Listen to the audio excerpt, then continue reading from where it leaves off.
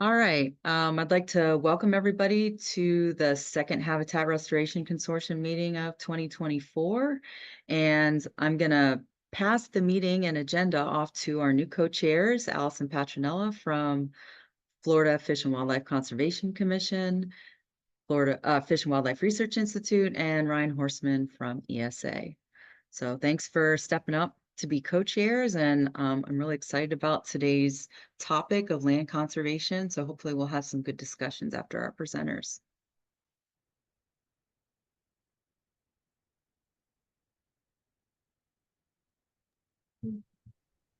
Thank you for the introduction.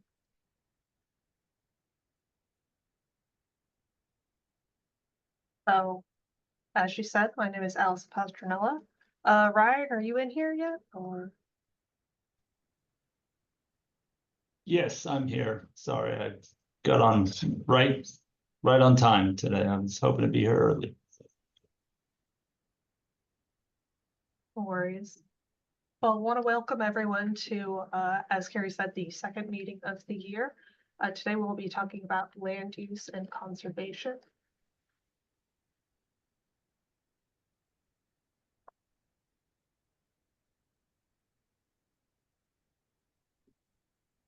So our first speaker that we're going to have will be just from Florida Wildlife Corridor, and it is Alex Fries, and he will be discussing with us the regional conservation action to achieve statewide connected wildlife corridors. So Alex, either you can share your screen or we can drive from behind, whichever works better for you. Yeah, hey Allison. Thanks so much for the intro. If it's good with you, I'll share my screen. I've got the dual monitor set up here, so if that works for you, that works for me. All right, let's get that going. Make sure we can have everybody see the presentation. Is that looking good to you? Do you see the big full screen, not the, okay, perfect. Well, thank you so much, specifically to Carrie for inviting the Florida Wildlife Corridor Foundation here to speak. I myself am a native of Hillsborough County. I was born and raised in Tampa, so it's an honor to come speak to a group that is focused on protecting the Tampa Bay estuary and its surrounding conservation areas and conservation concerns. As Allison mentioned, my name is Alex Fries. I'm the Collaborative Conservation Manager with the Florida Wildlife Corridor Foundation. And I'm going to share a bit today about the Florida Wildlife Corridor in general, some of the major conservation concerns that currently affect the corridor, and some of the action we are taking at a regional level across the state to try and make conservation action happen in real time. So if you are unfamiliar with us and our organization, our mission is to champion a collaborative campaign, collaborative being the optimal word there, to permanently connect, protect, and restore the Florida Wildlife Corridor. We do not just work with conservation organizations, we also work with government and landowners because the patchwork of the corridor takes all to conserve. I've been associated with the Florida Wildlife Corridor Foundation going all the way back to 2015. I was the first ever intern for the Florida Wildlife Corridor Foundation. I was fortunate enough to go on their 2015 1,000-mile, 70-day hiking, biking, and kayaking expedition, fell in love with the mission, and wanted to really orient my career to land and wildlife conservation, but through the lens of storytelling and collaborative engagement with partners. And this is, a little intro to me and some adventures I've had with the corridor. If you are not familiar with the idea of the Florida Wildlife Corridor, which I doubt people here are unfamiliar with the corridor, but I always like to cover the bases and make sure. The corridor is 17.7 million acres across the entire state of Florida, from the Everglades north to the Okefenokee Swamp and west to Gulf Islands National Seashore. 10 million of those acres are currently under permanent protection, either state, federal lands, or conservation easements, conservation agreements. But there are 17.7 million acres of opportunity area that are currently not protected. I like to remind people that the corridor, as that 18 million acres, currently exists. It's not that we have to add land to the corridor, it's what are we going to do to protect it, because these are the threats that are currently facing the Florida Wildlife Corridor. Fragmentation from unsustainable sprawling development, road infrastructure without the thought to maintaining connectivity with underpasses or overpasses or highway fencing, this unsustainable development sprawling across Florida, which I'm sure all of us are very aware of, is the immediate impacts of the Florida Wildlife Corridor. Like I mentioned, the corridor currently exists. This 18 million acres is absolutely, thriving in Florida right now, but what are we going to do to maintain that connectivity? One thing I always also like to remind people is that the Florida Wildlife Corridor is a model that is put together by very brilliant scientists from across the state, from Archbold Biological Station to the UF Center for Landscape Conservation Planning, really based on the Florida Ecological Greenways Network model of priority connectivity. There are no distinct boundaries of the corridor. It is what is the best connectivity that currently exists for wildlife to move across the landscape of Florida. And that is the model that, currently exists of the corridor. If some of those opportunity areas, so if some of that 7.7 million acres of opportunity area is lost, then the corridor boundaries can shift based on where the best connectivity can be. But the current models stand at this, and these opportunity areas are our best bet for continued movement of large wildlife. And excuse me, I meant to mention at the beginning, I actually have COVID right now, so if I cough or sneeze a couple times, I do apologize. I'll try to mute my mic if I can. But we're just getting through as best we can. The one of the groups that we work extensively with, oh, sorry, I'm just gonna cough real quick.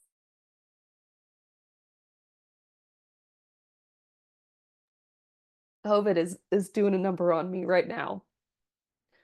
A group that has done extensive work in looking at the development pressures that Florida is facing is 1,000 Friends of Florida. They have these models currently looking at the red that you see being developed lands and the green being conservation lands. Excuse me, gosh.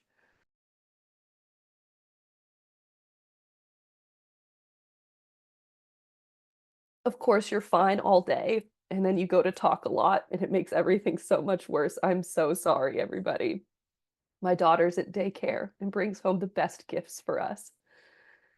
The projected development by 2060 could fragment much of the opportunity areas that we see in the corridor.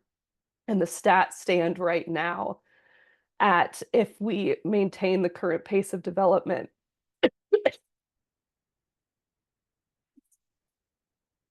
gosh, we're projected to lose about 500,000 acres within the corridor by 2030. And at that continued rate, we would lose another 400,000 acres by 2050, which is pretty alarming considering we have, the last big cat in Eastern North America and the Florida black bear that need to be able to roam these landscapes and maintain that connectivity. We commissioned a study from the McKinsey Group back in 2021 that looked at these priority areas and ranked them based on conservation risk level, but also ecological network priority. So the highest levels of biodiversity, the highest concentrations of wildlife and wildlands, and these lands, these opportunity areas were ranked.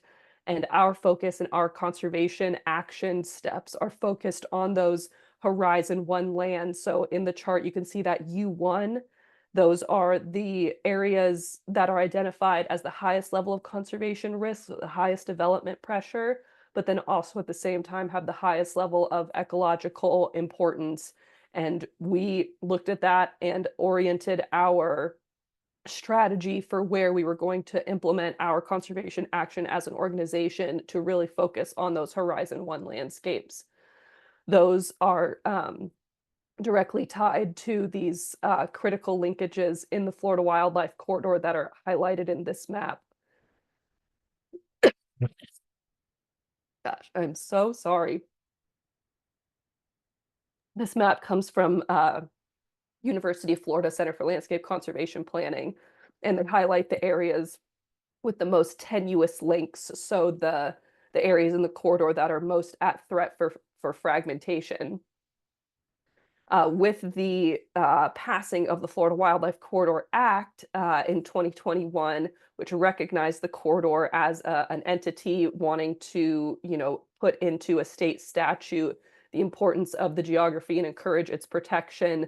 Wonderful entities like the Florida Forever program and the Rural and Family Lands Protection Program are able to partner with landowners and enact conservation easements, which help to put a lot of these opportunity areas into permanent protection. But to continue that land acquisition funding is going to be critical to realize the vision of a connected corridor long term. For us as an organization, what our leadership has done is to look at those Horizon 1 landscapes. So, on the chart where there's the highest level of threat of loss of connectivity and the highest biological importance, and where those links are the most tenuous. And we've identified across the state 14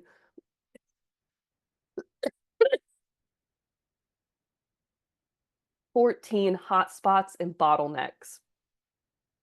This it takes a lot of intentionality of action because this is looking at these 14 different areas, you know sharing limited resources over a compressed amount of time. We have to be really strategic with our action. This map contains 100 segments that have stretches of narrow areas, sometimes less than a mile. One of our areas, the Dunellen Gap, has focused really intentionally on trying to bring conservation action to the Dunellen area, and the most tenuous gap there is like less than a half-mile wide. As I mentioned before, 500,000 acres of the corridor is projected to be lost by 2030. And so while some of these lands are spread so widely across the state, there's concentrations in certain sections of the corridor that are more worthy of attention if you have a limited amount of time, being able to focus on those. So what does that mean? All of that to say, what are we actually doing? What are our implementation steps? So focusing on accelerating the pace of conservation statewide and developing new mechanisms of protection, and really trying to inspire the growing movement of corridor supporters led us to start this series called the Mind the Gaps Workshop series. Some of you may have heard of it. Some of you may have even attended some of our workshops before. We have already had one workshop in Polk County. I was supposed to be attending our second workshop tomorrow, but with everything going on, I will not be flying down to Florida to attend that workshop. I will let all of my wonderful colleagues take that on. But this workshop series was put together specifically to advance and accelerate conservation solutions aimed at closing complex priority gaps in the corridor through collaborative engagement. So this is inviting local landowners, local planning councils, local governmental representatives, local NGOs, who are all working to solve these complex and sometimes really tenuous gaps in the corridor. The map that you see here is actually an example from our Polk County Mind the Gaps workshop, and the 5 gaps that we highlighted in the Winter Haven, Lakeland, frost-proof area that are most at risk currently. We identified where those most pressing needs were and collated, introduced, and equipped the people at that workshop with the planning tools to hopefully aid in solving some of these complicated gaps. As you can imagine, in a lot of these counties and in these areas, the reason why these gaps are so tenuous is because of the complexities of the way that the county has developed, but also in the way that the corridor moves through that area. There are very often land cover types and land uses that at first glance might not look corridor compatible, but it's the best model for movement within that particular county. But if there are, very small parcel breakdowns, if there are a lot of players who, are stakeholders in the area, it takes a massive amount of collaboration and interpersonal relationship building and equipping to make some of these connections happen.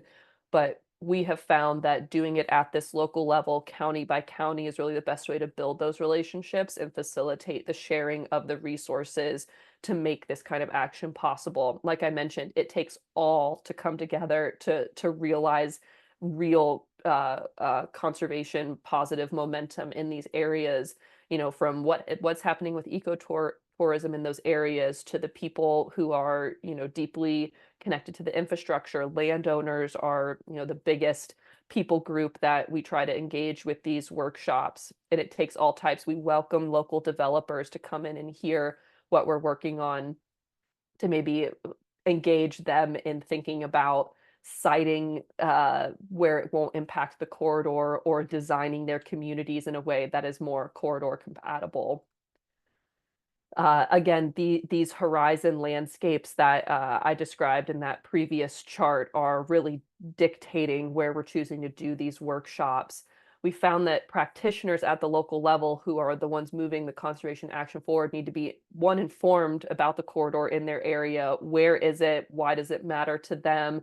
The urgency and the priority of the protection. Um, Exposing them to the corridor planning tools, which I'll get into here in just a second, and then practice using available corridor planning tools. Instead of just, you know, giving them these toolbox and saying good luck, we actually show them the way that they can use these tools, and then giving them the opportunity to engage in problem solving with other organizations. And then landowners at these workshops, we're intentionally working to um, help them understand the land values and options related to the corridor. What are their options for supplemental funding? What are their options for easements? What are their options for payment for ecosystem services or other types of support? And then giving them an audience with agencies and orgs to explore conservation opportunities. We found so many landowners just don't even know what their options are, that if we can get them in this space and introduce them to the right people and help foster those relationships, that some really positive outcomes happen there.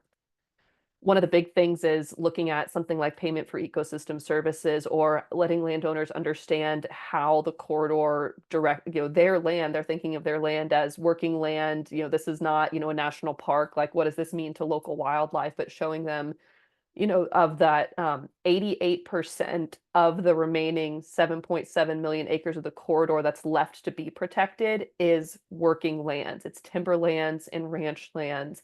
And so if we can make a meaningful case for why it's a good thing for you if black bears and panthers are on your ranch land, and how that could benefit you, from, you know, PES dollars to, you know, conservation easements, we want to get that information out there and foster the connections and give them the tools to access that if they're interested. The tools that I've mentioned come from several different areas. We have the Florida Circuit model, which was designed by Archbold Biological Station. It looks at wildlife flow as a in relation to development pressures.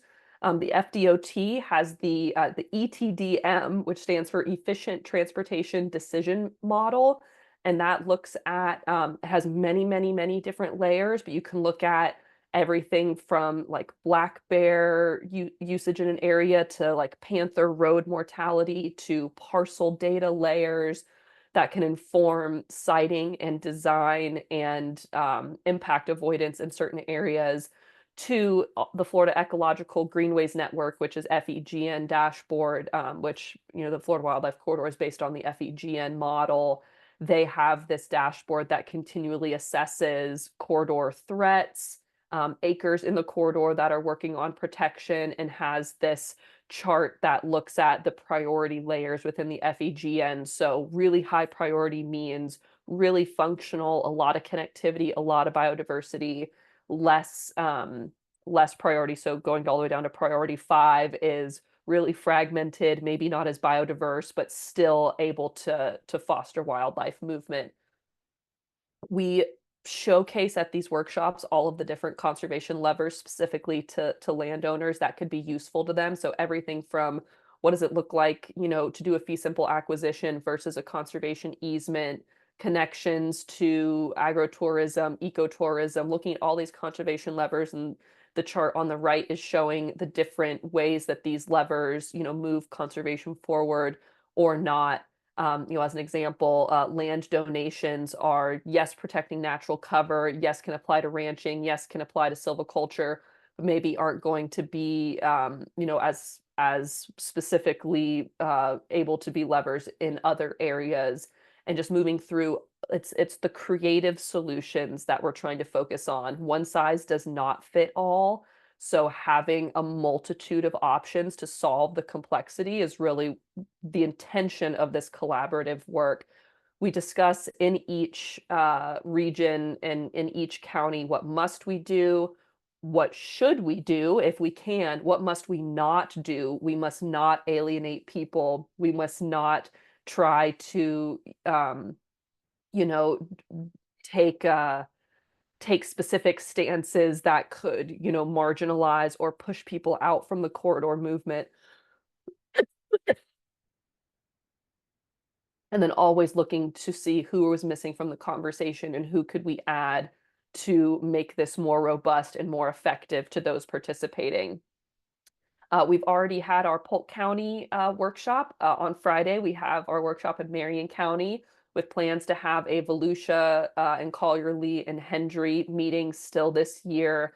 And then next year, move on to Lake and Orange together, Citrus and Hernando together, and Leon and Jefferson together as the first major round of the workshops with more to come. Another really important regional effort that's happening that's not necessarily spearheaded by us, but just important to mention.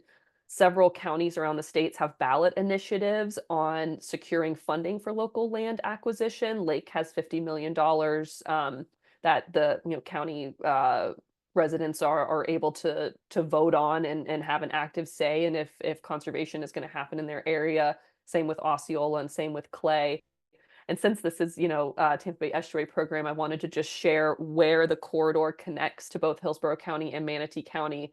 Hillsborough County, as we know, is quite developed, but that Hillsborough River corridor is an incredibly important connection into the corridor. The red that you see there is current highest levels of development pressure. And the sort of off yellowish green color you see is priority 5 in the Florida Ecological Greenways Network. So it's not as biodiverse. There is, a lot of threats to that connectivity, or there is a lot of pressure on those connection points, but it's still a very viable way to get into the Florida Wildlife Corridor, especially for wildlife that call Hillsborough River State Park home.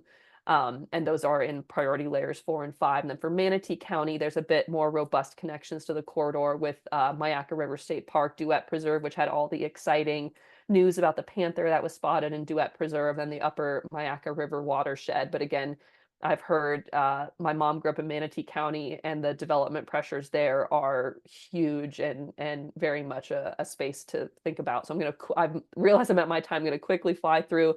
The other big thing we do regionally for our organization is expeditions, hiking, biking, kayaking, doing films, and bringing attention to some of the most critically important and places that still need protection in the Florida Wildlife Corridor. We've done expeditions going all the way back to 2012.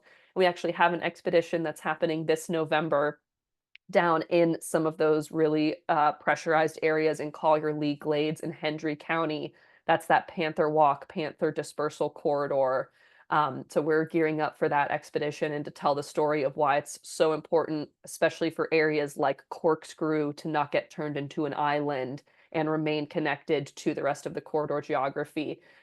We've done quite a few films at this point. If any of you are interested in checking out those films, I have a QR code here. If you scan it, it'll take you directly to our website where you can see those films. And I realize I had to fly through that because of all the coughing interruptions. I do apologize and appreciate you bearing with me. But if you want to follow us or stay up to date with the work that we're doing, this is all the ways you can stay in contact.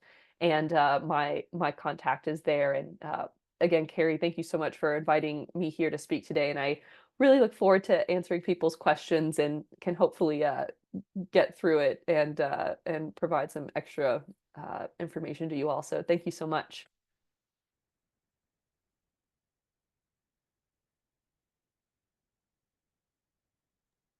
Thank you so much, Alex. And you may have thought that you coughed too much and we're, going through that a little bit stunted, but you did a great job. And thanks so much for adding in some of the connections to our area. I'm sure that folks on the call can notice that, our part of the watershed, the Tampa Bay watershed, is part of the gray area that's not really in the main Florida Wildlife Corridor, but we've been trying to, stay connected with their efforts so that anywhere we can make connections, the better. And our next speaker can actually talk about some of the efforts in Hillsborough County. So if y'all have any questions, please raise your hand or put them in the chat.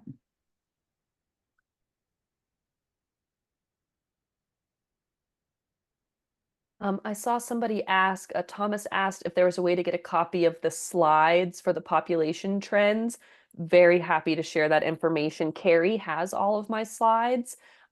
Carrie, would you make them available to everybody? Perfect. That would be Yeah. awesome. They're all Welcome. available now on the meetings material folder. So you can access them now and take a look. So there was just a question about the recording. The recording will be made available once we process it through, and we'll put it up along with the meeting materials. So Yeah. And those population trends came directly from a Thousand Friends of Florida report called Population 2070. If you have not seen that report, I would highly encourage you to take a look at it. It has some fascinating and sobering information in it. So, yeah, absolutely. Ed, I see your hand up.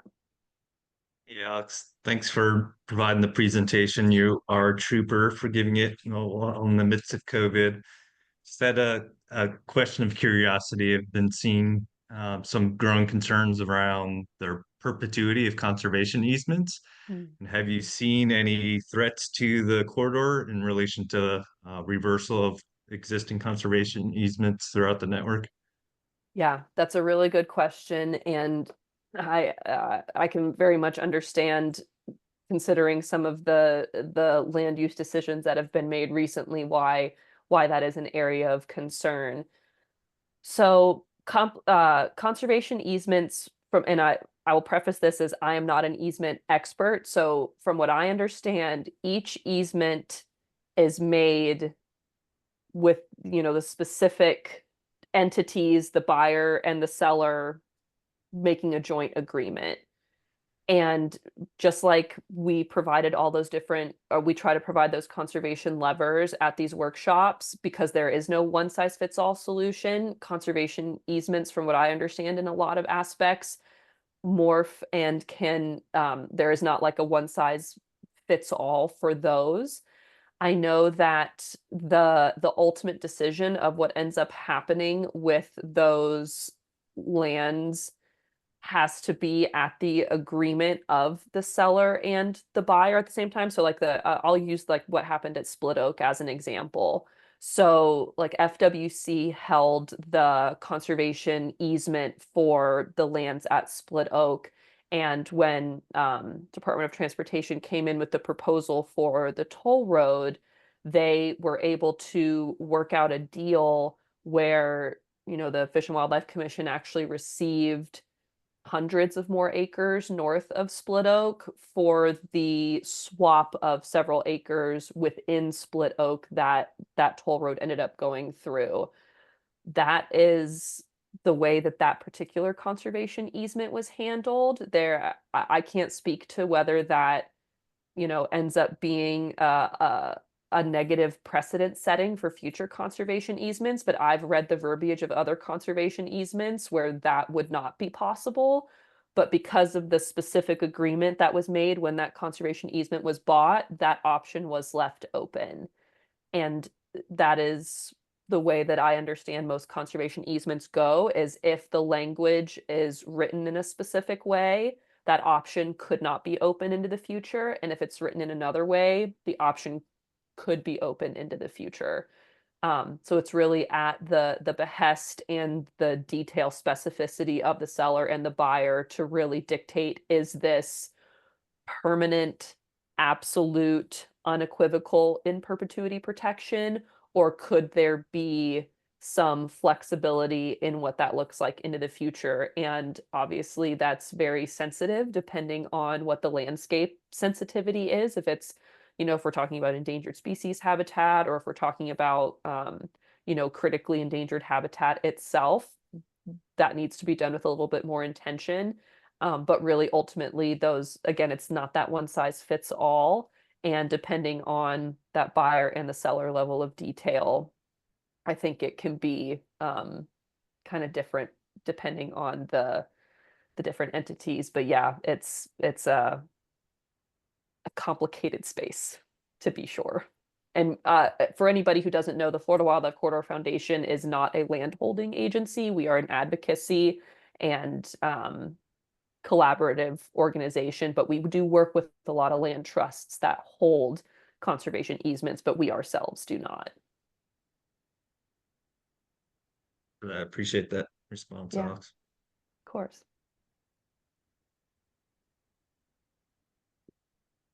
If nobody has any, if people think of any other questions, feel free to put them in the chat or flag me down. I'm excited to hang around for the future presentations, and thank you all so much. Thank you, Alex. Allison, I'll go ahead and introduce the next one if you'd like. And there will be, I think we have discussion time afterwards, so we can kind of maybe discuss some questions and some ideas and kind of brainstorm anything that's a combination of both the Florida Wildlife Corridor discussion as well as Ross discussion that's coming up. So Ross Dickerson will be presenting Hillsborough County's ELAP program, the J&K Platt Environmental Lands Acquisition and Protection Program. Ross is the division manager. He's got a lot of land and a lot of work. He stays quite busy, I know for sure. And Ross, do you want to share the slides yourself, or do you want? Yeah, I'll share myself. Okay, it's all yours, Ross. All right. Everybody see that? Oh, hold on. Everybody see that? We We see do. it. Okay, I don't know what just happened with my screens here. All right. Well, thanks, Ryan. Yep, I'm Ross Dickerson. I'm the Environmental Lands Manager for Hillsborough County. I say this all the time, and whether people believe me or not, I truly believe it. I have the best job in Hillsborough County. If I'm having a bad day, I have 64,000 acres of land I can try to escape to if I don't get stuck behind my desk. And I get to preserve natural areas for future generations. So I'm going to walk you kind of through our program. I'm going to do a little pitch about what we do here first, and I'm going to take you through the history of the program and how we're focusing our efforts to make critical connections, as Alex talks about, but specifically here in Hillsborough County. Maybe. There we go.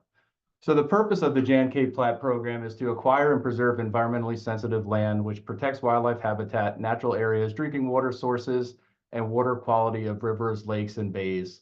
This, the last time this was approved, and it was in 2009 by, I say 80%, but it was 79 point something percent of the people in Hillsborough County to bond an additional $200 million to continue purchasing environmental lands here for them to enjoy. We have 48 field staff and a budget of just under $5 million to manage 64,355 acres. So we do have quite the job ahead of us managing all these lands. And just like every other land management agency that's on this call, we have lots of miles of security fence, 500 miles of fire lanes, 165 miles of hiking trails. Our team does a good job trying to apply 9,200 acres of prescribed fire per year. Unfortunately, we usually fail short because Mother Nature doesn't like to cooperate with us. And then we do all types of restoration and exotic removal. We have 5 priorities, which is habitat restoration, prescribed burning, invasive species control, recreation, and site security. This is the management side, not the acquisition side. So we do all types of restoration, from direct seeding, where we come in and we take a pasture and we plant it just like you would your yard with native vegetation and turn it back into pine flatwoods or scrub. We do hardwood reduction, where we come in and mow just like you would your yard, except we do it with natural vegetation We mow down the stems per acre, and then we let it grow back and get instant restoration in some areas, mostly in wet flatwoods. They come back the best. We do prescribed fire. We get to do it in urban areas, which makes it a little bit more difficult. That picture in the middle on the top is our Bell Creek Preserve, which is completely surrounded by homes. And we have to manage pine flatwoods and scrub in this preserve. But it's really our best tool for managing these lands to make them the ecosystems that they're supposed to be. We do a lot of invasive species control, just like everybody else. Kogan grass, hogs, pepper, tegus. And that picture in the top left is me circa 2002. So that's 22 years ago when I was on the invasive species control team down in Cockroach Bay. We were mapping and spraying old world climbing fern along the Little Manatee River because we thought we were going to get it and keep it out of Hillsborough County. And boy, did that not happen at all. And we do a lot of recreation. We've actually expanded recreation on our sites. We used to just have hiking trails, but we're starting to add boardwalks. We have some of the most popular mountain biking trails in the Southeast United States.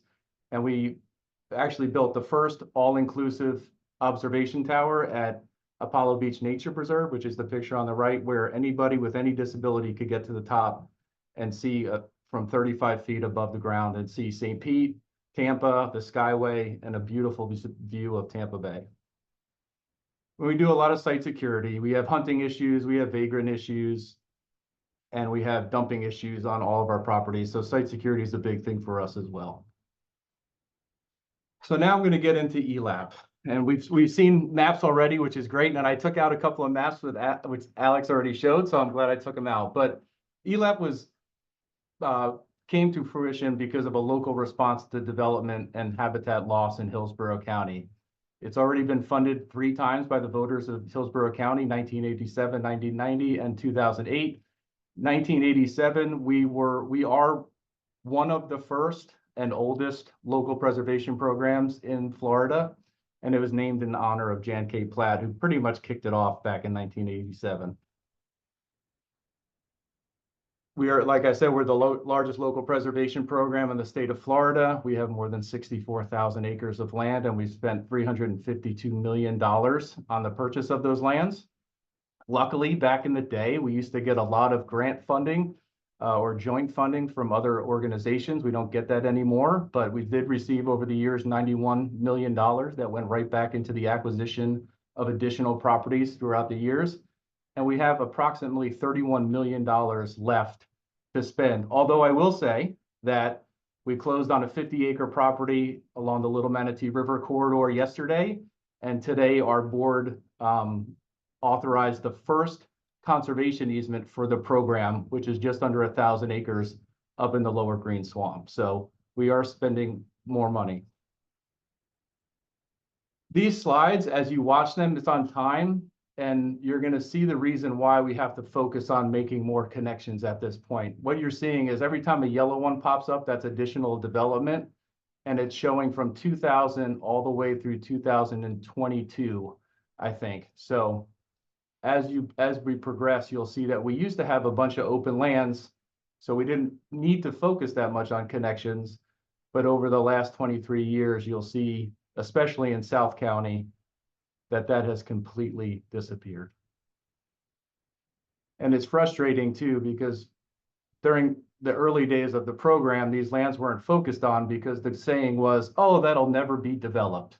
We don't have to worry about that. It'll be 40 years before they get down there to develop that property.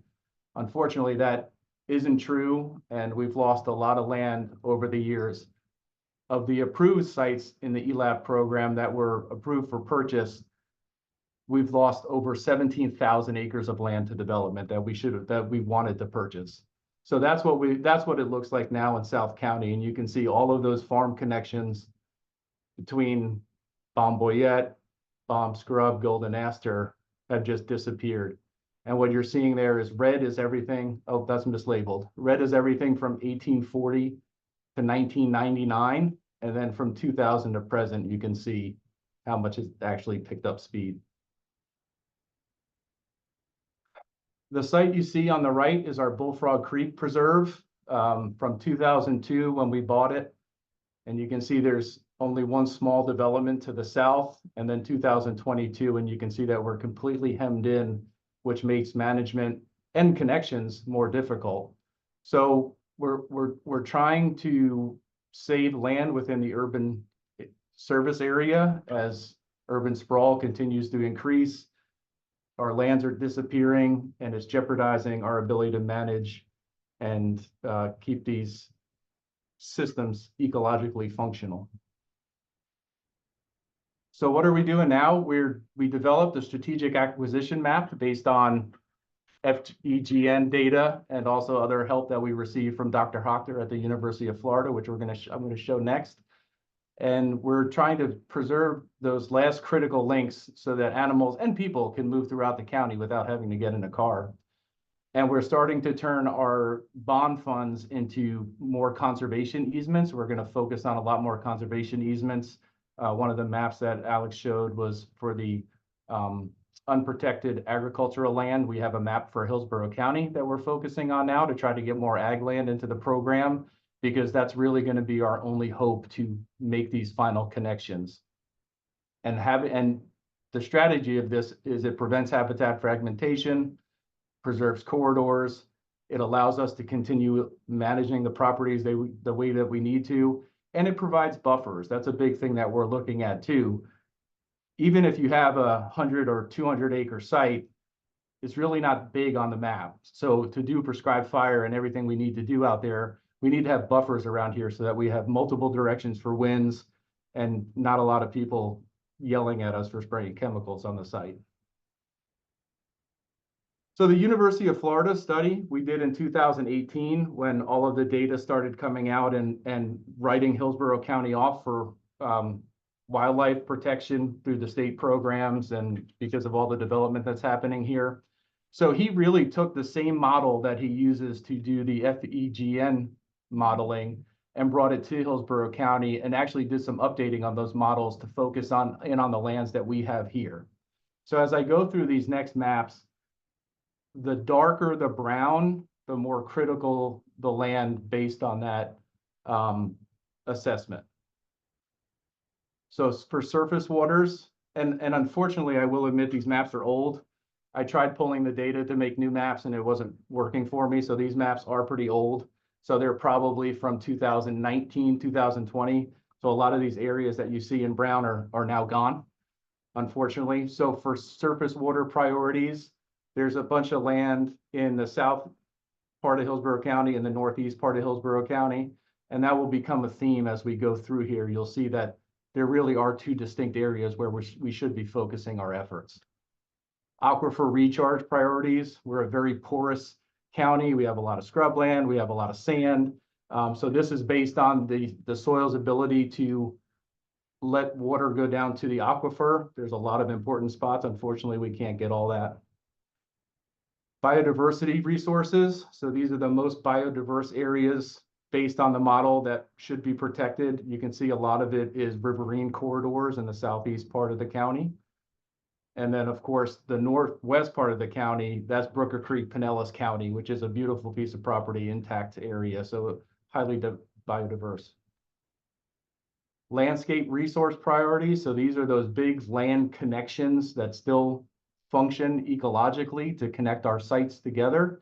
Again, most of it is going to be riverine corridors because they haven't been cleared for farming. And then up in the northeast part of the county, most of that is the Thomas Ranch, which is a lot of pine flatwoods and mitigation. And then the FNA rare species habitat priorities. So these are the areas where most of the rare species could be found, again, focusing on rivers and creek crossings. Another map that we just started using more to focus our efforts and kind of spread the word about Hillsborough County and what we're doing is the Florida Panther Corridor Model. I don't know if everybody has access to this map. We received it from DOT. Dr. Smith from the University of Central Florida did a study for them, and they provided this information for us. So what you can see there is all of our ELAP sites. And then, of course, I went outside Hillsborough County to show those connections. But you can see all of our ELAP sites, how they fit into that model, The black corridors are the prime corridors, so those are the areas that most likely would, if a panther was going to come through Hillsborough County, that's where they would go. And you can see from 2003 on, we had several panthers in Hillsborough County, with many of those sightings being within the last 2 to 3 years. The yellow one, which is kind of in the middle, I know it's probably small on screens, but the yellow circle was a mortality in 2022. It was right next to one of our sites, and the panther was in the middle, well, on the edge of the middle of the primary corridor that Dr. Smith said they would walk down if they came through Hillsborough County. So what I tell people now is our goal is to, we're doing a great job. They're coming back through Hillsborough County, which is awesome. The problem is they're coming here and some of them are dying. And that's the last thing that we want. We don't want to bring large mammals back through Hillsborough County just to come and get hit by a car. So we're focusing on trying to fix all that. And with those two, oh, and then just for fun, these are not on the map that I just showed you. These are ranchers that do not want to provide information to the state about what they're finding on their property. But let's just watch these videos. So the one on the right is from Central East Hillsborough County. And this is a property that we are now looking at purchasing. It was on our list, but we're trying to fast track it to get a conservation easement over the property.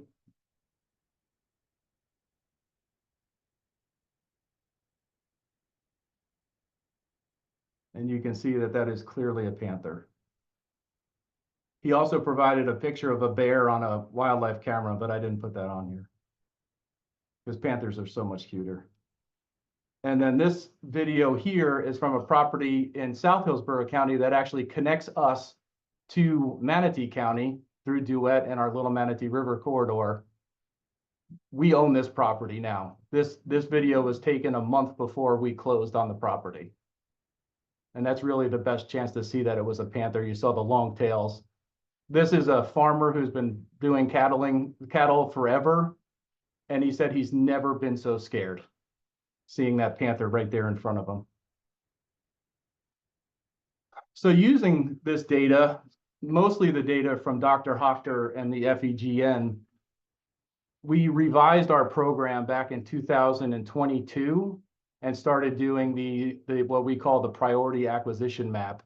And we took all of that information and we just nominated all of the final lands to make the most critical connections in Hillsborough County. Unfortunately, you can see the Plant City area. I don't want to say it's a loss. And there is the Panther corridor models does show a corridor going through Plant City. But unfortunately, the majority of the area out there between our Lower Green Swamp and then south is all being developed right now. And I don't think that Plant City set anything aside for corridors. I'm not sure how their land development works out there, but I don't think they really set much aside. So there is a big gap there. Fortunately, from our Alafia River corridor, which if you guys can see my mouse here, this area here, we're going to be getting a piece of property that we're buying right along here that connects into Polk County. And Polk County has nature preserves on the other side that do lead towards the corridor. And then this is the conservation easement that we just bought, is right up here.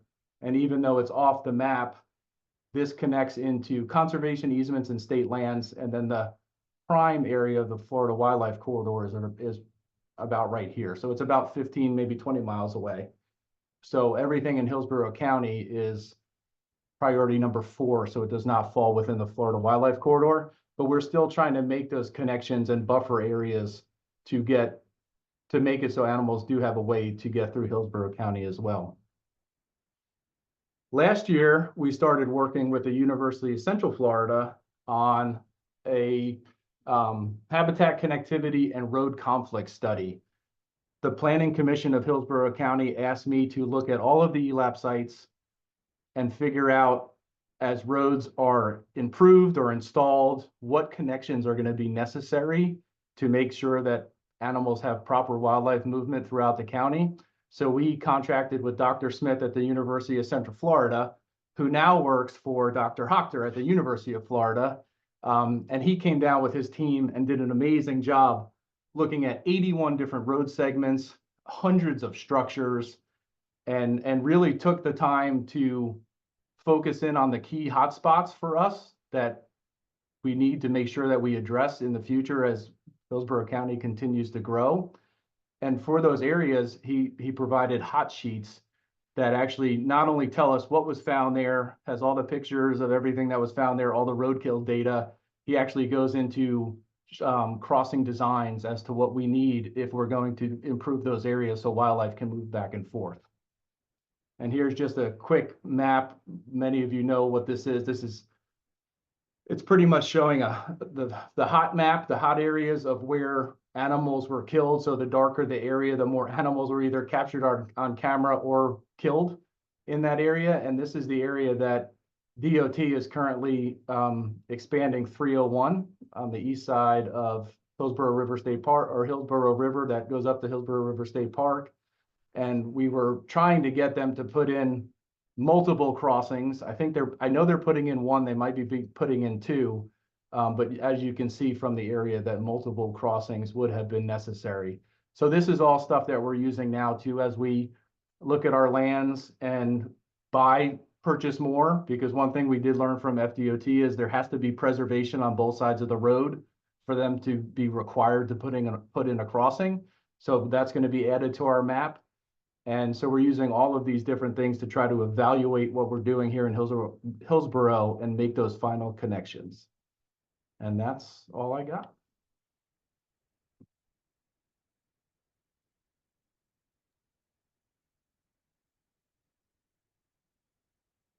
Thank you, Ross. Do we have any questions specifically for Ross?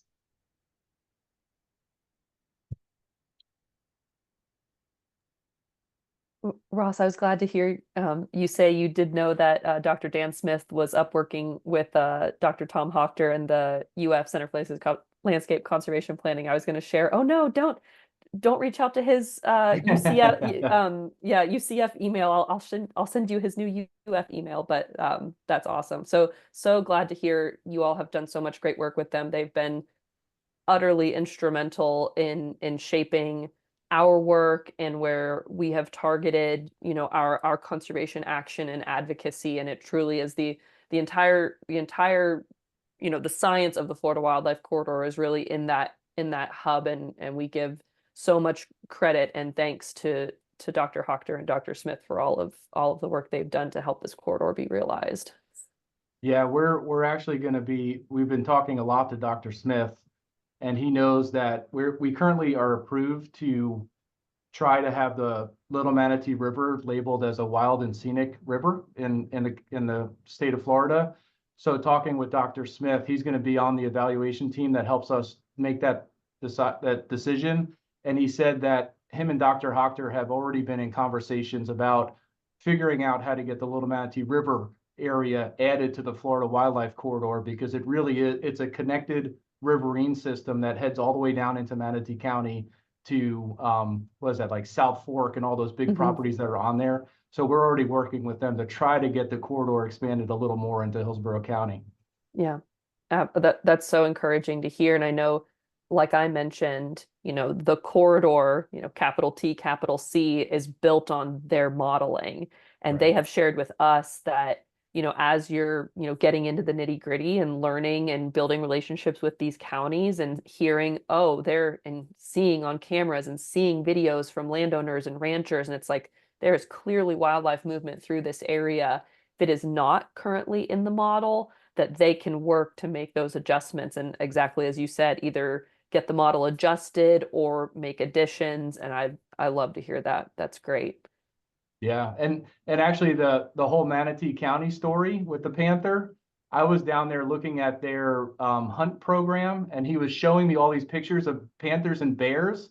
And I called Dr. Smith, and he said, he needs to report that so we can start getting it on the model.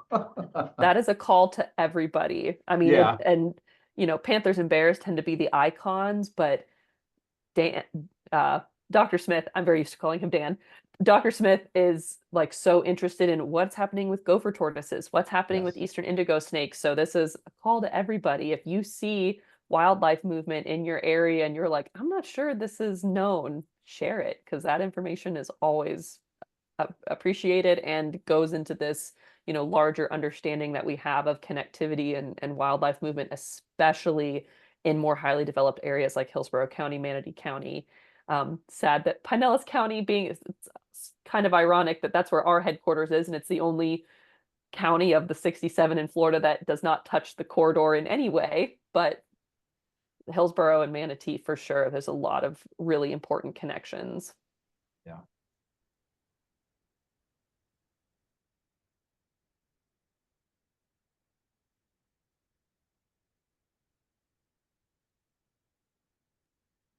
You have any more questions?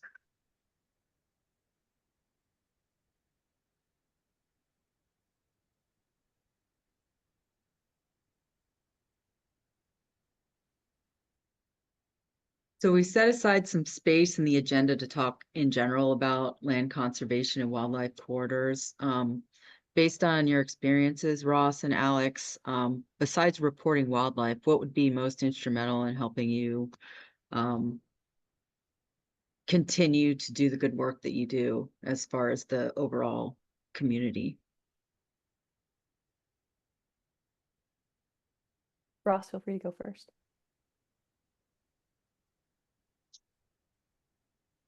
It's really just showing support. I'm sure everybody on this call saw the article that came out yesterday. Yeah, so when craziness like that comes up, even though a lot of the state parks are not WMAs or anything like that, they're still valuable connections, and we don't need to start seeing pickleball courts and 350 room lodges and 540 acre golf courses on some of the most rarest scrub on the Atlantic coast. But really just when things like that pop up, statewide, it's huge, but locally, it's even bigger. Our ELAP program, we felt it was going to be in jeopardy with some of the way the commissioners were leaning over the last few months. And when people step up and start saying that they want to keep these lands, we had people show up to meetings to talk about why they're important. Today, without us even knowing, we're going up for a conservation easement, and the last person to talk is a farmer out in Plant City saying that we need to start protecting all these ag lands and doing conservation easements. So she obviously saw what we had on the agenda and came out to speak. But really, just speaking at these areas, at these meetings, and telling people why it's important would be at the community level the biggest thing that we could use help with.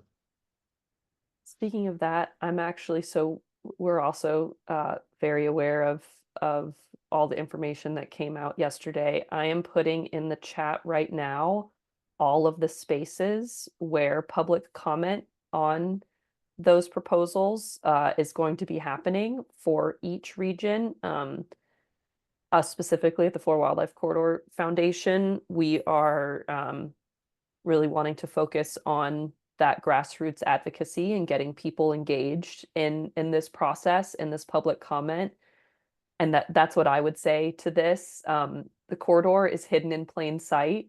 It's in the backyards of millions of Floridians. It is not only, the best last green infrastructure for our large-ranging iconic wildlife in the state, but also, the only endemic bird to Florida, the Florida scrub jay, which depends exclusively on fire maintained scrub habitat, which is now under threat from a golf course at a state park. People speaking out and saying what the Florida Wildlife Corridor means to them or what their backyard wild spaces means to them is the only way that real change and action is going to happen. Contacting your local representatives, your state representatives, going out and exploring it. Go to whatever of these parks is closest to you. Share it on your social media. Take pictures. Document the wildlife that's there. And to, others, encourage them to do the same thing, spreading that message and advocating for the wild spaces that make Florida so unique and special is what's going to connect people in a way that ultimately leads to action.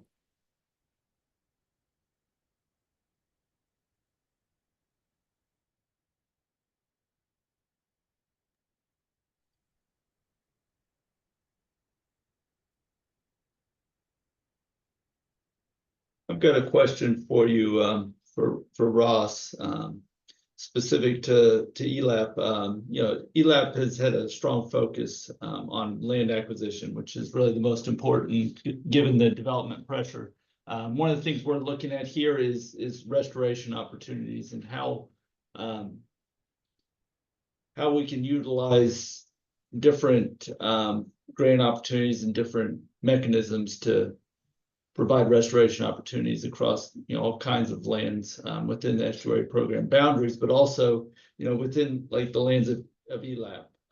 You have a lot of land that you've purchased but have not had opportunities to do any restoration on, and it's really just a fight to maintain it at this point.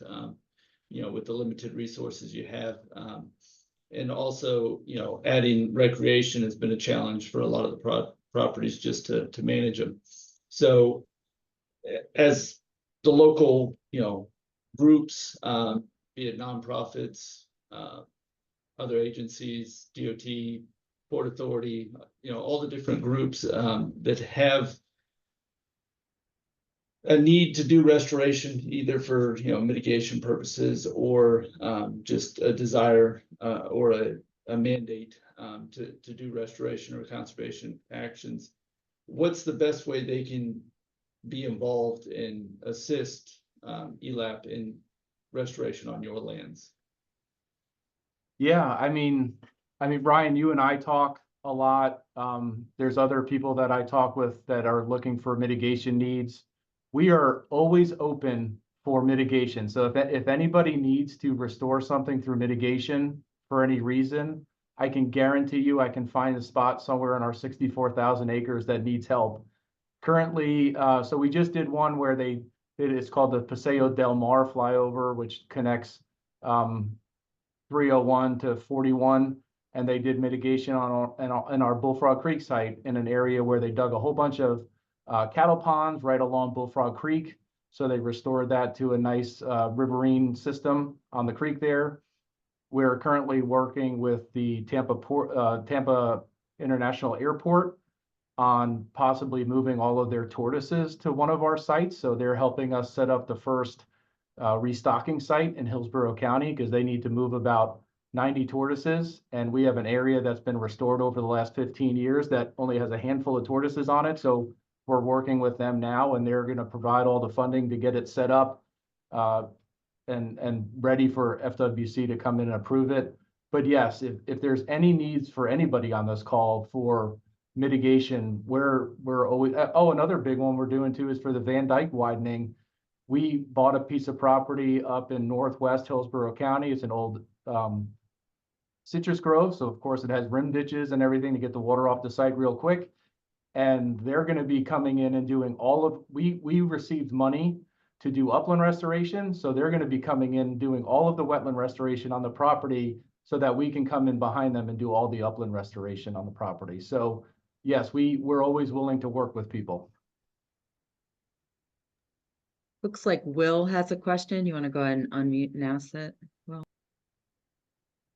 Yeah, question is for both Alex and Ross, and more I think about this question, it kind of points to us at the Water Management District as well, maybe even more so. But we've, along with the county, many decades of successful land acquisition for conservation purposes, and you had a vision for all of these properties. And as these developments continue to progress, as you showed in your presentation, Ross, it kind of changes the vision of what you originally saw for many of these conservation lands.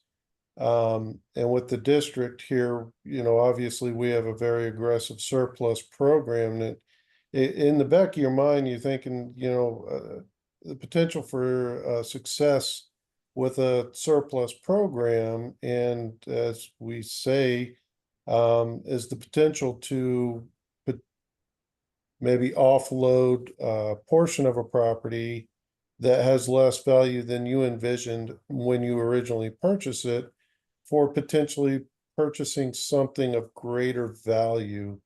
I'm not sure if that's even potential within Hillsborough County's acquisition, the purpose and the documents behind the original acquisition, but I often think, well, should we be moving the conservation coin around a little bit where maybe you made a purchase in the past that no longer has potential to reach what you envisioned for something that is in these key locations for connecting corridors and maintaining biological integrity. And certainly I'm pointing the finger back at the district just as much as anybody, but I don't see much of that in the um, conversation about acquisitions or the surplusing of current conservation lands to make an upgrade in the conservation value. It's very rare that we surplus land. And usually if we do surplus land, it's for a public need, not to just sell land. So we have surplus land for road projects, where there just really was no other way, but we don't have any plans to go out there and just start surplusing land. Because most of our sites, it would be hard to justify surplusing any of them because they all will still function. But we're just changing our acquisition strategy with the remaining dollars to focus on linkage in the south, mostly in the southeast part of the county. Yeah, I just kind of wish that it was, for those entities that are forced to surplus lands, I kind of wish that was a greater part of the conversation, and being a little bit more deliberate about it. And again, I'm kind of pointing to us at the district. I know all the districts have a surplus program.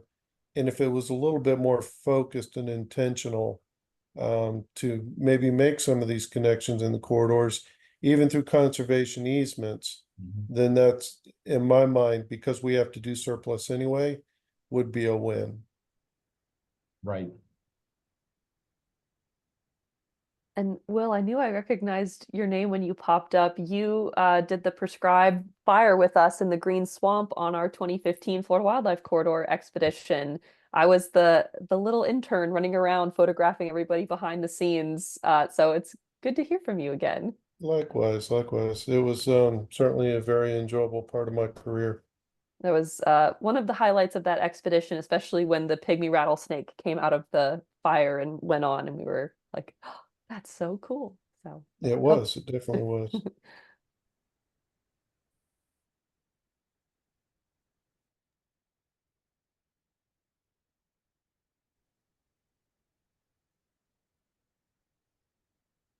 Got another question for you, Ross. As far as connectivity, obviously Hillsborough County has a loss of connectivity between, as you mentioned, the Plant City area has a challenge. But between the central portion and the eastern portion of the county, the Sydney-Dover area, it appears that there's potential for a corridor to go through that area in the future through acquisition, but it would weigh heavily on restoration needs. The land patterns have been altered to the extent that when you do priority habitat classifications and stuff, it really doesn't generate a very strong case for a corridor through there.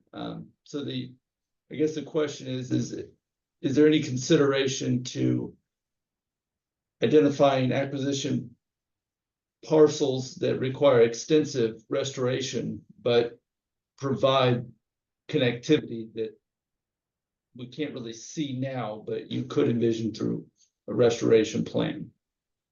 Oh yeah, I mean we've bought sites that are total ag lands, and then we just asked. So with the new budget, the one that was approved in 2009, the new bond funds, since 2009, almost every site that we've purchased, we also ask for bond dollars to restore the site. So we can use those bond dollars for restoration. So yes, we have purchased strategic links, even if they're fallow tomato fields. We still bought them. That's what Little Bullfrog Creek is, Stacy R. White Nature Preserve. We bought that property. It's a critical link between Bomboyette and Bomb Scrub. It was a tomato field, and we're currently working with the Tampa Bay Estuary Program and others. We're going to be restoring the entire site and Little Bullfrog Creek back to what it used to be. So yes, we do that. And so Ryan, the area you're talking about, are you talking about the one that goes up to Lake Thona-Tasassa? Yeah, through the linkage. Yeah, and that's actually, can I share my screen again real quick?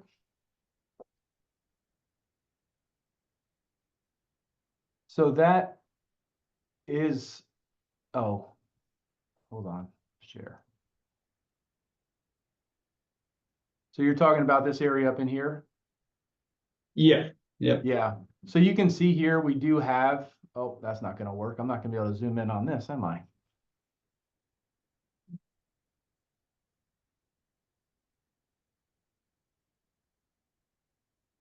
All right, forget it. So we do have areas up there where they were on the list. Unfortunately, most of that I just showed you that was in green is currently in for development right now. It's all being developed. But that creek system, why am I not remember? Do you know the name of that creek? Anyway, The creek that runs to the, are you talking Itchpacasassa or? no, the one that runs south out of Lake Thona-Tasassa down towards I-4. Or Pemberton? Pemberton, thanks, Ed.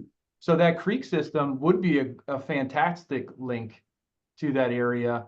And we also tried working with the landowners that are west of Medard Park.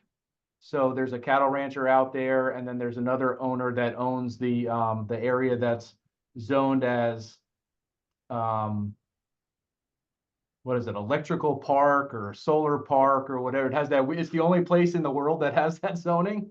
So we actually were in conversations with them a couple of months ago because we could connect from Medard up to Sydney Dover trails, and then from there continue north. And we tried to work out a conservation easement with them because in our program, that site would be very difficult to classify as a nature preserve. We can buy farmland that can be restored, but it's hard to buy land that's totally been altered. And unfortunately, they didn't want to work on a conservation easement with us through there. They've had grand plans for that property for a long time. Yeah, energy park, that's what it is. Yeah. Yeah. Well, I know one of the plans is they want to set up like a tractor trailer educational course out there somewhere on that property. But I did tour it, and even though it's altered, it's beautiful, and it goes right down to the creek, and it would. That's why I reached out to them asking if they would consider, and they thought about it, and then they said no.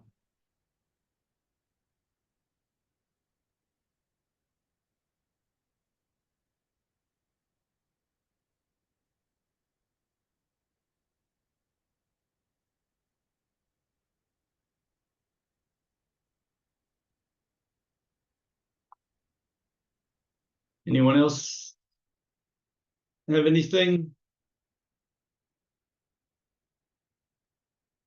Carrie, I don't know how much you had prepared for the remaining items. Ed just Looks put his like hand Ed. up. Yeah. Go ahead, Ed. Yeah, just a quick question, Ross. You mentioned in terms of wildlife crossings, the sort of constraints DOT puts on it that there on both sides of the road there has to be preserved lands. Are there bottlenecks that you've identified where that are really big vulnerabilities because of the lack of land on both sides of the road?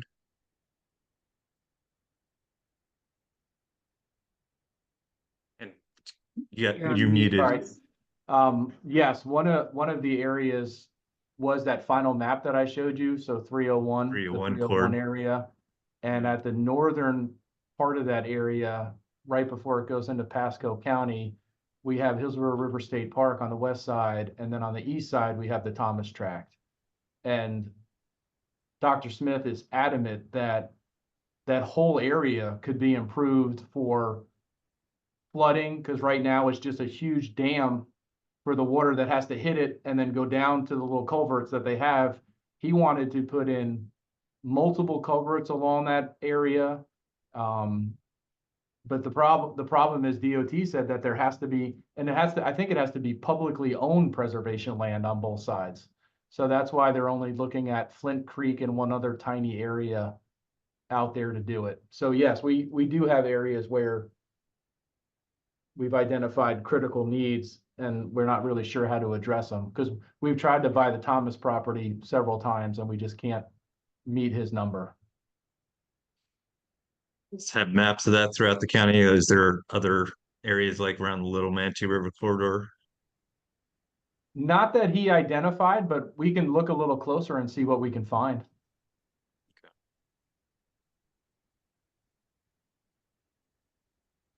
Thanks.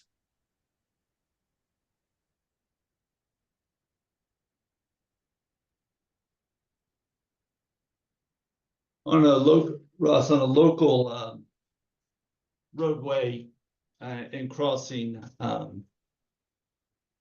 assessment, has there been any discussion with the county's transportation department? You know, they just went through and came up with new typical sections for all the roads based on what they call context classification, and they have a rural classification, some other suburban classifications. I don't recall seeing anything in any of the typical sections to address specifically wildlife. Was there any interaction with the traffic group? There hasn't been, but as far as I know, and I hope that they still stick to it, the Planning Commission is going to make it a requirement of the comp plan. So I think once that comes out, they'll be forced to start taking a look at all those things.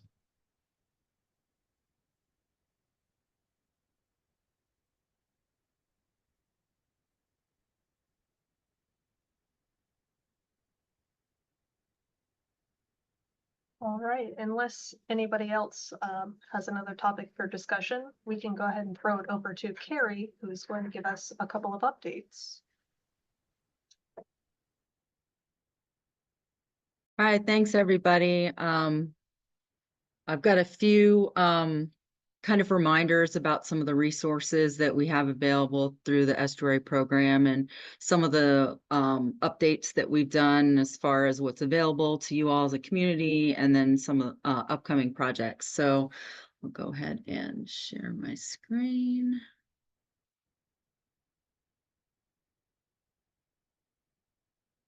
Okay. Can everybody see that? Yes, we can see it. Okay, thanks, Allison. All right, so first off, I just wanted to put, you know, a resources slide in here. These are some of the things that we put together that could be of use to the Habitat Restoration Consortium. First, there's the placeholder under our Technical Advisory Committee webpage that has resources for the Habitat Restoration Consortium. The other reference document that we have is our Habitat Master Plan, which kind of guides our goals, our targets and goals for particular habitats as far as restoration.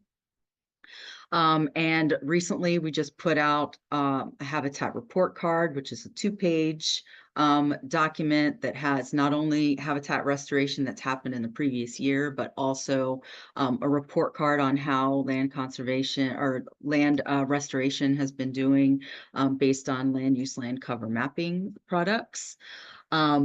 In addition, we also put all the restoration data that the community provides to us each year into an archived data set, which is available. It's also on the Water Atlas. And this year, all of you that have been reporting your habitat projects to us hopefully got a chance to look at the data portal and report your projects in that way. So I'll just kind of go through that a little bit. If you haven't been to the Habitat Report Card portion of our website, it's got a lot of information on there about the report card and how it was developed. Again, one side has the partner progress for each year that you report to us, and the other has the overall, you know, changes in land use, land cover based on the habitats defined in our habitat master plan. And this changes each time that's updated. So you can go onto that part of our web page and peruse that at your leisure. And we'll be updating that as new information comes on board. And then this was what the data entry portal looked like for the habitat projects. So each year we ask all of our partners that are doing the great restoration projects that they're doing throughout the watershed to report those habitat restoration and maintenance projects and acquisition projects to us. And then we report that to the EPA. If you have any comments on how easy or how difficult this was, please let me know. We requested that all of our habitat projects got reported by the end of July, but this portal will be open year round. So if you have additional ones that you didn't get a chance to enter, go ahead and put them in there, and you can do it at your leisure. You don't have to do it, you know, all in one chunk. So we're going to be reporting in more detail on these habitat projects at our December meeting, but I just kind of wanted to give you a little sneak peek. 9 of our partners actually used the data portal and put in their information. So that was really helpful for us on the back end, as far as entering it into the EPA system and keeping all the data formats you know, the same. 3 partners sent in spreadsheets, which is still totally fine. We have a lot of partners that have multiple habitat restoration projects that it wouldn't be as easy to enter into this this portal. And just as kind of, we don't have the total numbers tallied yet, but we did on the surface get more projects reported this year than last year. We also had more photos submitted, which that made it nice within the data portal where you could actually just attach your photo onto the line where you reported your habitat project. And we also requested some shape files from our partners that could also be submitted. And we did get some of those as well, which is great. Previously, we've just been reporting kind of point values throughout the watershed as far as those restoration projects. So getting some shape files is an added bonus. Again, we're going to have a detailed summary in December, so I look forward to summarizing that for you then. And then the other thing that we've kind of been playing around with in-house is the habitat report card. So we've presented this a couple of different times at the Habitat Restoration Consortium, just to kind of briefly remind you. These are our goals towards our 2030 targets for habitat restoration in the different habitats throughout the watershed. And the years along the left side are all the different land use, land cover years that the Water Management District publishes. And this was the original report card that we have on that 2-pager. And everyone kind of liked it as guidance. You know, the red squares, the target isn't met and it's trending below, so we wouldn't meet that target in 2030. And then the green was it was met and trending above. But some of those in-between categories got a little confusing because of the color scheme. So we went back and forth within the office, probably 10, 12 iterations of a report card, and we came up with a different format. So we kind of wanted to get your opinion on it. So instead of using these different color schemes, Marcus used some fancy code to make it into arrows. So for our targets for habitat restoration, if it's not met, like the goal for 2030, if it's not met, it's in red. And if it's already met, it's in green. And then the arrows going up or down is whether it's trending above or below. So basically that arrow will tell us, okay, for this year, it looks like it's trending towards we're actually going to meet that target in 2030. So you can still see, you know, in certain areas, you know, the target's not met at all in total intertidal, and it has been met over the years in native uplands, but you can also see that there's some trend downward. So anyway, I just wanted to kind of get folks' feedback on that and see if they liked this format better. And that's actually the only update I have. So feel free to raise your hand and tell us if you like it or you don't, or you know.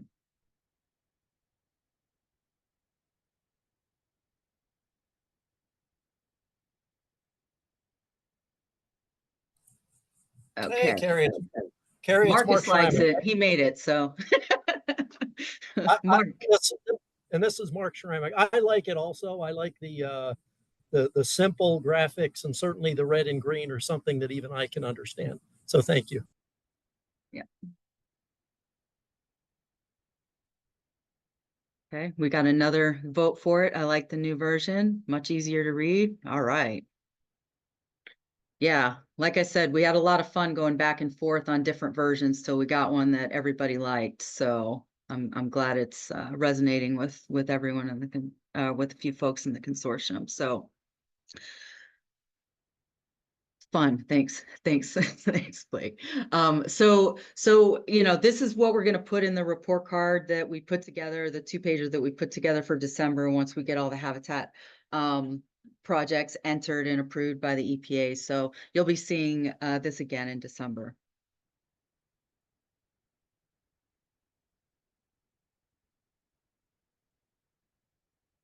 Oh, sorry, one more thing.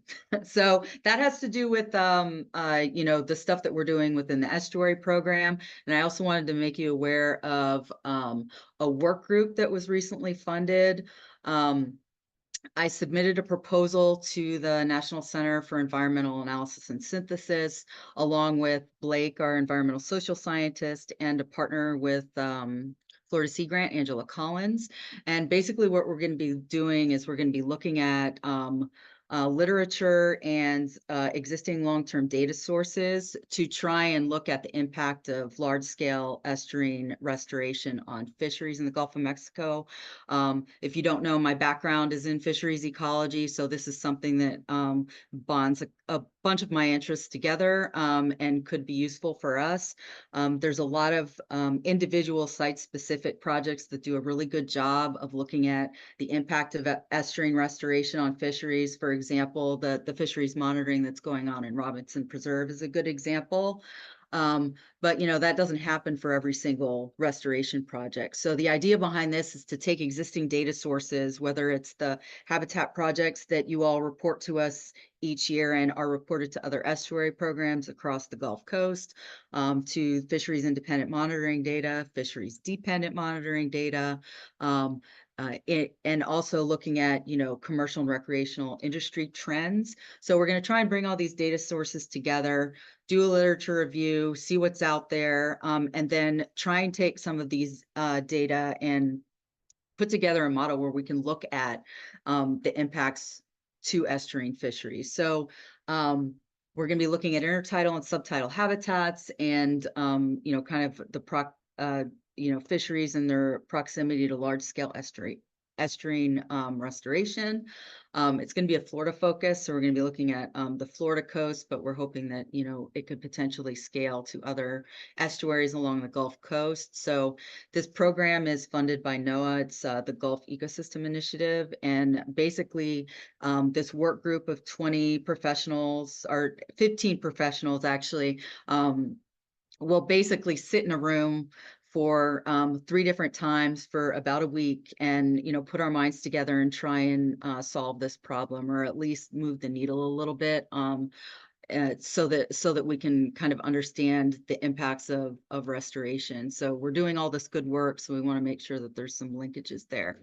So the work group is consisted of fisheries professionals, estuary program staff, Florida Sea Grant staff, also coastal ecologists and social scientists. So between all those different perspectives, we're hoping that we can, and also managers, so natural resource managers. So between all those folks, we're hoping we have the right minds in the room to at least, you know, start moving towards a solution there. So that starts this month. Our first work group meeting is potentially in January, and they're all held at the NC's facility in Santa Barbara. So we'll kind of get out of our normal day of life to look at these problems. So look forward to sharing some of the products from that in upcoming Habitat Restoration Consortium meetings. And if you have any questions or you want to talk to me about it afterwards, please reach out.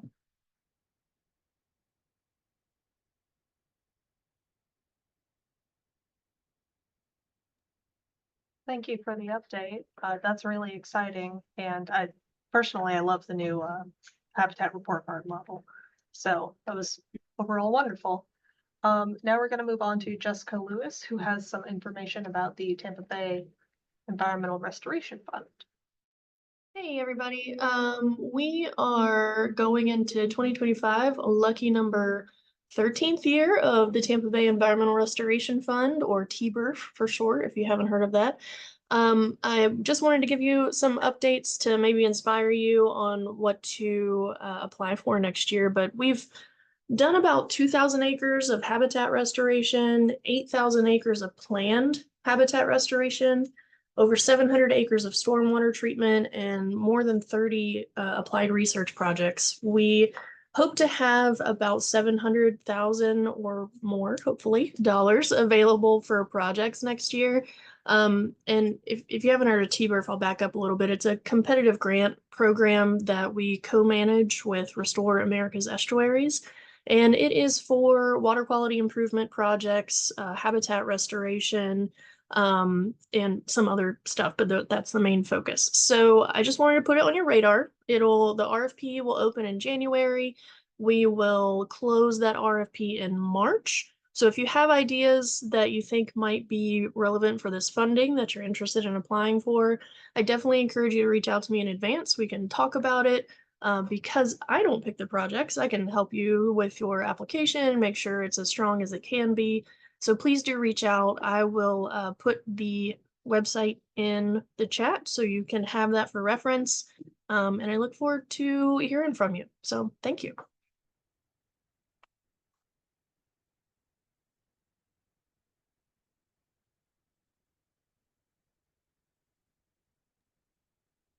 Thank you, Jessica.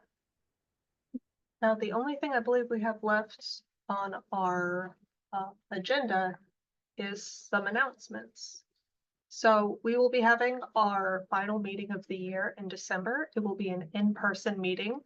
And this year we'll be hosting it at the Suncoast Youth Conservation Center, which is located near Apollo Beach, Florida. It's a really awesome location. If you haven't been there, they have some on-site restoration.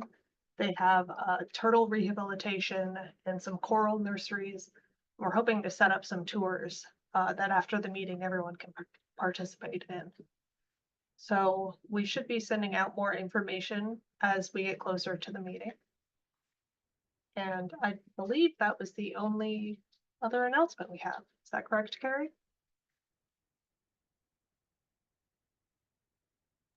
Yeah, that's it from our end. If any of our partners that are on the call have any pertinent announcements that they'd like to make to the group, feel free.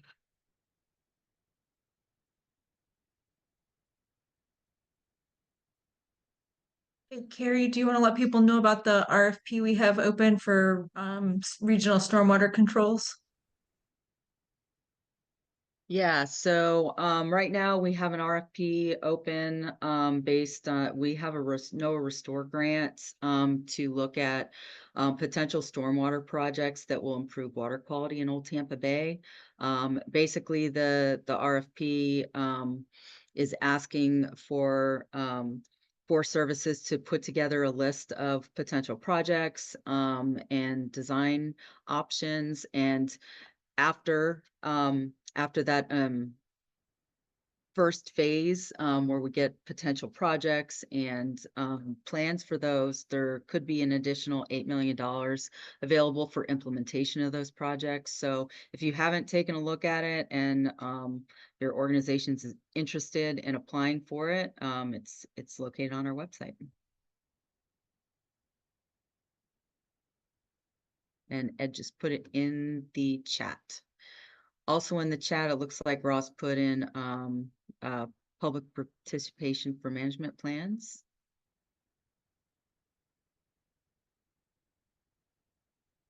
And then, yeah, talking about the impacts to state parks can be found there as well. Do you want to expand on that, Ross, at all?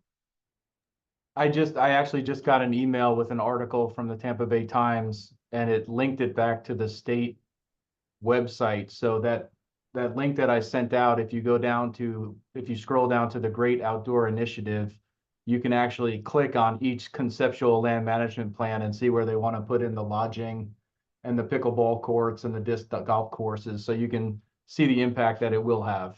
And one of them is right here in Hillsborough River State Park. Thanks for sharing. Hey, Ross, have you looked at it yet? I'm looking at it right now as I listen to Kerry. They're not actually amending any of the appropriate uses assigned for the property at purchase time. So they're just adding in user-centered activities rather than resource-based activities, which is what's in the existing unit management plan for Hillsborough River State Park. So I don't understand how they're doing that. Yeah, I don't either. And I know I don't remember the statute off the top of my head, but I'm pretty sure all of these areas are protected and say that anything that they do on the site cannot disrupt the ecological integrity of the land or something like that, something to that effect. Ross, if you happen to find that kind of wording, I know this is all happening in real time. But Right. if people have information, especially about like existing verbiage and what has already been in place, please feel free to share that. Like we certainly are working with partners on messaging around this, and any and all, we're a pretty small team and are working really fast to try. My phone's been exploding during this whole meeting of all the communications around it. This is an open invitation to anybody to share directly with me pertinent information around what the public should know about this, how to engage, that link was perfect, Ross. But yeah, and for this group, particular impacts to the Tampa Bay area. I know that's the most relevant, but open invitation, any and all things that are helpful in messaging as we're building what we would like to say about it, it would be really helpful. Okay. Thank you.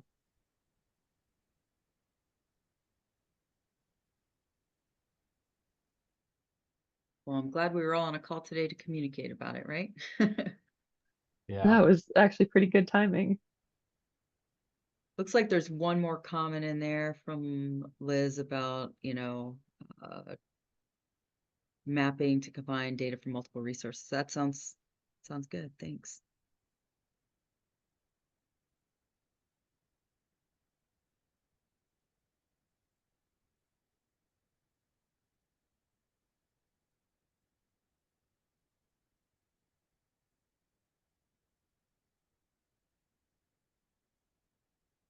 Right. Well, if we don't have any more announcements, I'd like to thank Ryan and Allison for running a great meeting today, and to our speakers, Alex and Ross. This was great, and thank you for the great discussion. And I look forward to seeing everyone in person in December at the Suncoast Youth Conservation Center.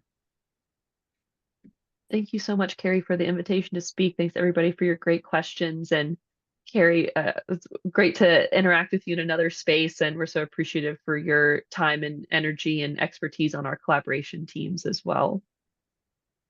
Yeah, thank you, and nice job getting through it with COVID. You deserve an extra round of applause. Everybody is very gracious and kind, and I hope nobody's ears exploded with coughing into the mic.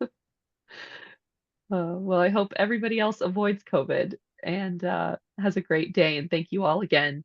My email is always open if people have questions about the corridor, information to share. We love connecting with new people and in areas that, even if it doesn't, have a huge chunk of corridor, it's all those natural areas are so important to the overall health of Florida. So reach out anytime. Good meeting. Thank you.